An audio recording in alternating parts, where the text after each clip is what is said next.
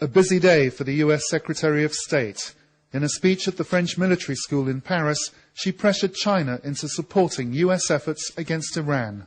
China will be under a lot of pressure to recognize the destabilizing impact that a nuclear-armed Iran would have in the Gulf, from which they receive a significant percentage of their oil supplies.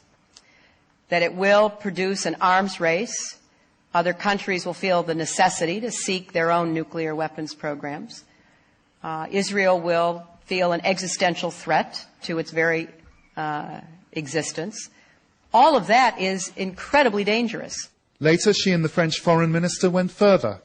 As you know, we are working in New York as well as here in Europe on sanctions which we will present to the Security Council. Que nous présenterons au Conseil de sécurité.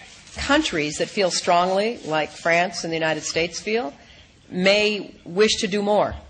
But of Israel, Clinton wouldn't be drawn.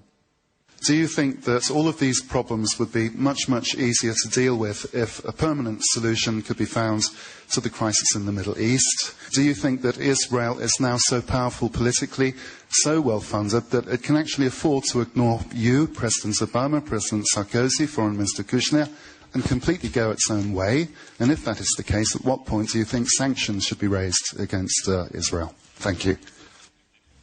Well, let me start by saying that we had a very thorough discussion of the Middle East. We are committed to a two-state solution.